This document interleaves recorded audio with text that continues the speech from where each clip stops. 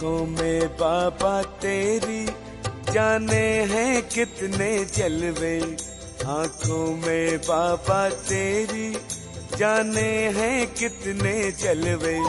देखा है हमने इनसे जग को निहाल करते। आँखों में बाबा तेरी जाने हैं कितने जलवे, देखा है हमने इनसे जग को निहाल करते। आँखों में बाबा तेरी, आँखों में बाबा तेरी। ओम शांति।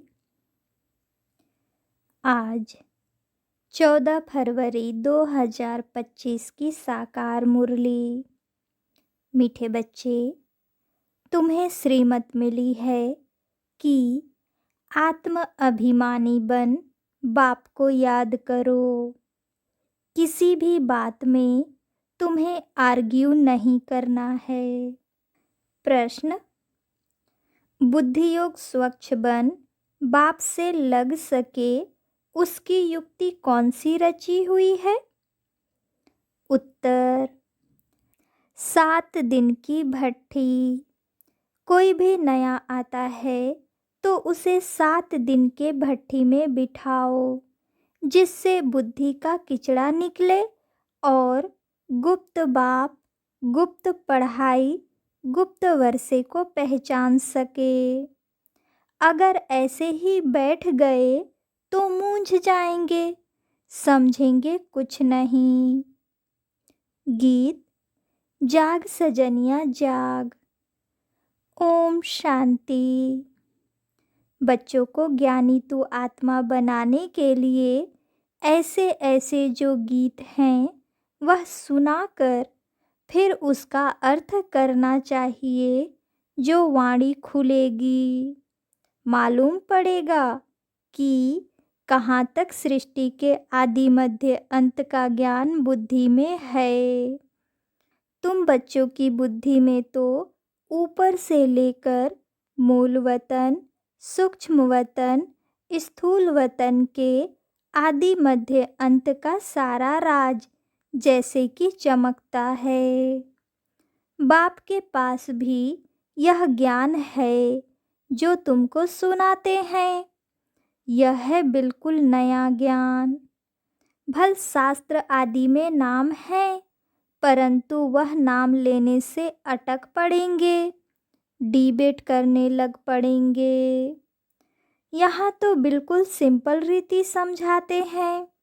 भगवान वाच मुझे याद करो, मैं ही पतित पावन हूँ। कभी भी श्री कृष्ण को वा ब्रह्मा विष्णु शंकर आदि को पतित पावन नहीं कहेंगे। सूक्ष्म वतन वासियों को भी तुम पतित पावन नहीं कहते हो, तो स्थूल वतन के मनुष्य पतित पावन कैसे हो सकते?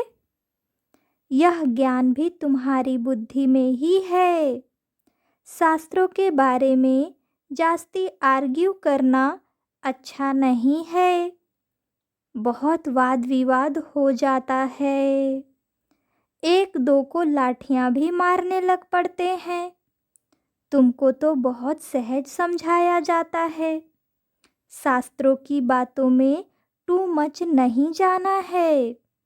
मूल बात है ही आत्म अभिमानी बनने की। अपने को आत्मा समझना है और बाप को याद करना है। यह श्रीमत है मुख्य, बाकी है डिटेल।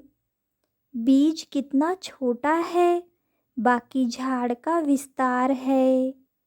जैसे बीज में सारा ज्ञान समाया हुआ है, वैसे यह सारा ज्ञान भी बीज में समाया हुआ है। तुम्हारी बुद्धि में बीज और झाड़ आ गया है। जिस प्रकार तुम जानते हो और कोई समझ न सके। झाड़ की आयु ही लंबी लिख दी है। बाप बैठ बीज और झाड़ व ड्रामा चक्र का राज समझाते हैं। तुम हो स्वदर्शन चक्रधारी, कोई नया आए, बाबा महिमा करे कि स्वदर्शन चक्रधारी बच्चों, तो कोई समझ न सके। वह तो अपने को बच्चे ही नहीं समझते हैं। यह बाप भी गुप्त है, तो नॉलेज भी गुप्त है, वर्षा भी गुप्त है। नया कोई भी सुनकर मूंझ पड़ेंगे। इसलिए 7 दिन की भट्ठी में बिठाया जाता है। यह जो 7 रोज भागवत व रामायण आदि रखते हैं, वास्तव में यह इस समय 7 दिन के लिए भट्ठी में रखा जाता है। तो बुद्धि में जो भी सारा कीचड़ा है वह निकालें और बाप से बुद्धि योग लग जाए। यहाँ सब हैं रोगी। सतयुग में यह रोग होते नहीं। यह आधा कल्प का रोग है। 5 विकारों का रोग बड़ा भारी है। वहाँ तो देही अभिमानी रहते हैं। जानते हो, हम आत्मा एक शरीर छोड़ दूसरा लेती हैं। पहले से साक्षात्कार हो जाता है। अकाले मृत्यु कभी होता नहीं। तुमको काल पर जीत पहनाई जाती है। काल काल महाकाल कहते हैं। महाकाल का भी मंदिर होता है। सिख लोगों का फिर अकाल तख्त है। वास्तव में अकाल तख्त यह भ्रिकुटी है, जहाँ आत्मा विराजमान होती है। सभी आत्माएं इस अकाल तख्त पर बैठी हैं। यह बाप बैठ समझाते हैं।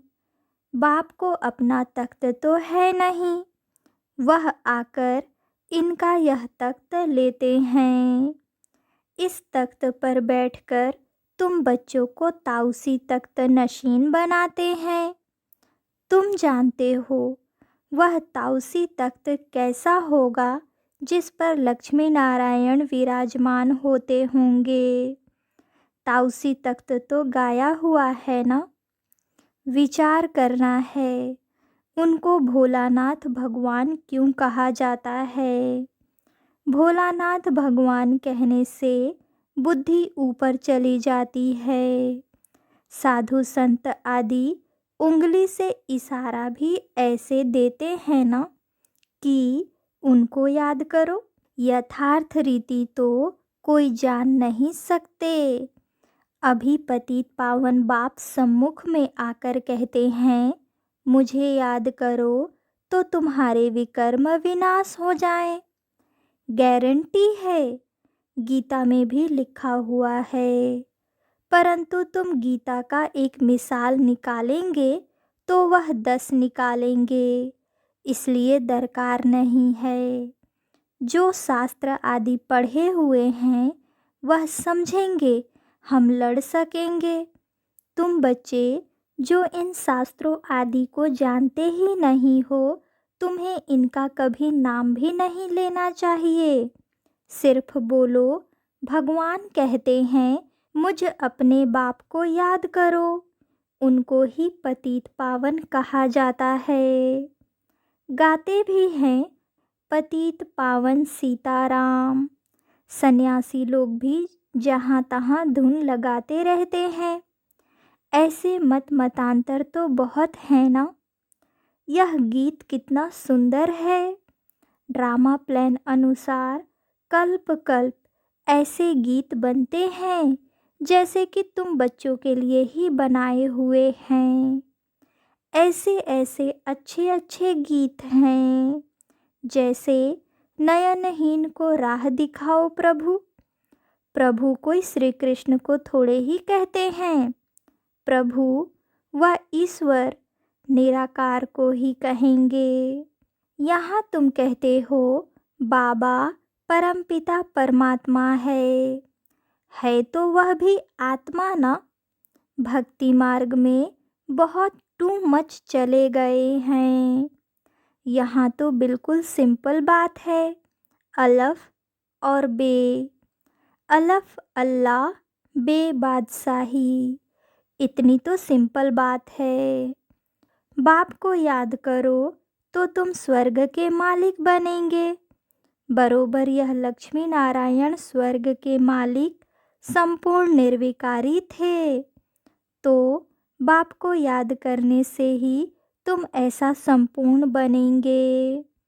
जितना जो याद करते हैं और सर्विस करते हैं उतना वह ऊंच पद पाते हैं। वह समझ में भी आता है।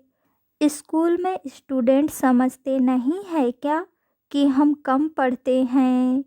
जो पूरा अटेंशन नहीं देते हैं तो पिछाड़ी में बैठे रहते हैं, तो ज़रूर फेल हो जाएंगे। अपने आप को रिफ्रेश करने के लिए ज्ञान के जो अच्छे अच्छे गीत बने हुए हैं उन्हें सुनना चाहिए। ऐसे ऐसे गीत अपने घर में रखने चाहिए। किसको इस पर समझा भी सकेंगे कैसे माया का फिर परछाया पड़ता है। शास्त्रों में तो यह बातें है नहीं। कल्प की आयु 5000 वर्ष है। ब्रह्मा का दिन और ब्रह्मा की रात आधा आधा है। यह गीत भी कोई ने तो बनवाए हैं। बाप बुद्धिवानों की बुद्धि है तो कोई की बुद्धि में आया है जो बैठ बनाया है। इन गीतों आदि पर भी तुम्हारे पास कितने ध्यान में जाते हैं। एक दिन आएगा जो इस ज्ञान के गीत गाने वाले भी तुम्हारे पास आएंगे। बाप की महिमा में ऐसा गीत गाएंगे जो घायल कर देंगे। ऐसे ऐसे आएंगे। ट्यून पर भी मदार रहता है। गायन विद्या का भी बहुत नाम है। अभी तो ऐसा कोई है नहीं। सिर्फ एक गीत बनाया था, कितना मीठा कितना प्यारा। बाप बहुत ही मीठा बहुत ही प्यारा है, तब तो सब उनको याद करते हैं। ऐसे नहीं कि देवताएं उनको याद करते हैं। चित्रों में राम के आगे भी शिव दिखाया है। राम पूजा कर रहा है। यह है रॉन्ग। देवताएं थोड़े ही किसको याद करते हैं। याद मनुष्य करते हैं। तुम भी अभी मनुष्य हो फिर देवता बनेंगे। देवता और मनुष्य में रात दिन का फर्क है। वही देवताएं फिर मनुष्य बनते हैं। कैसे चक्र फिरता रहता है किसको भी पता नहीं है। तुमको अभी पता पड़ा है कि हम सच सच देवता बनते हैं। अभी हम ब्राह्मण हैं। नई दुनिया में देवता कहलाएंगे। अभी तुम वंडर खाते हो। यह ब्रह्मा खुद ही जो इस जन्म में पहले पुजारी था, श्री नारायण की महिमा गाते थे। नारायण से बड़ा प्रेम था। अब वंडर लगता है हम सो बन रहे हैं। तो कितना खुशी का पारा चढ़ना चाहिए। तुम हो अननोन वॉरियर्स, नॉन वायोलेंस। सचमुच तुम डबल अहिंसक हो। न काम कटारी न वह लड़ाई। काम अलग है, क्रोध अलग चीज है। तो तुम हो डबल अहिंसक, नॉन वायोलेंस सेना। सेना अक्षर से उन्होंने फिर सेनाएं खड़ी कर दी हैं। महाभारत लड़ाई में मेल्स के नाम दिखाए हैं, फीमेल्स नहीं हैं। वास्तव में तुम हो शिव शक्तियाँ। मेजॉरिटी तुम्हारी होने कारण शिव शक्ति सेना कहा जाता है। यह बातें बाप ही बैठ समझाते हैं। अभी तुम बच्चे नवयुग को याद करते हो। दुनिया में कोई को भी नवयुग का मालूम नहीं है। वह तो समझते हैं नवयुग 40,000 वर्ष बाद आएगा। सतयुग नवयुग है। यह तो बड़ा क्लियर है। तो बाबा राय देते हैं, ऐसे ऐसे अच्छे गीत भी सुनकर रिफ्रेश होंगे और किसको समझाएंगे भी।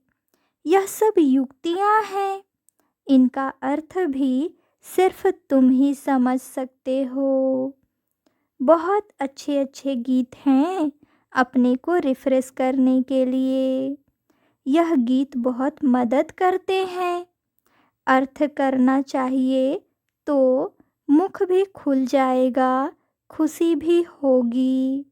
बाकी जो जास्ती धारणा नहीं कर सकते हैं, उनके लिए बाप कहते हैं, घर बैठे बाप को याद करते रहो। गृहस्थ व्यवहार में रहते सिर्फ यह मंत्र याद रखो, बाप को याद करो और पवित्र बनो। आगे पुरुष लोग पत्नी को कहते थे, भगवान को तो घर में भी याद कर सकते हैं, फिर मंदिर आदि में भटकने की क्या दरकार है। हम तुमको घर में मूर्ति दे देते हैं, यहाँ बैठ याद करो, धक्का खाने क्यों जाती हो। ऐसे बहुत पुरुष लोग स्त्रियों को जाने नहीं देते थे। चीज़ तो एक ही है, पूजा करना है और याद करना है। जबकि एक बार देख लिया फिर तो ऐसे भी याद कर सकते हैं। श्री कृष्ण का चित्र तो कॉमन है, मोर मुकुटधारी।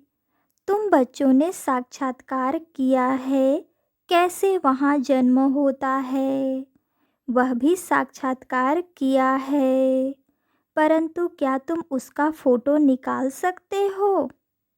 एक्यूरेट कोई निकाल न सके, दिव्य दृष्टि से सिर्फ देख ही सकते हैं, बना नहीं सकते।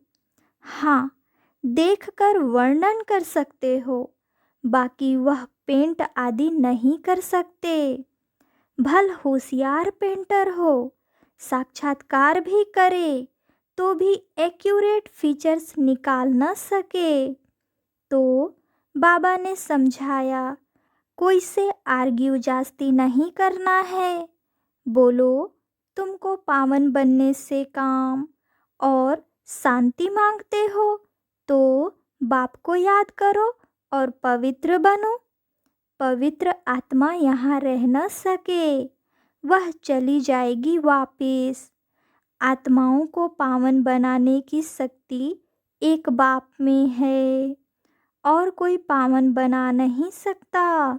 तुम बच्चे जानते हो, यह सारी स्टेज है, इस पर नाटक होता है।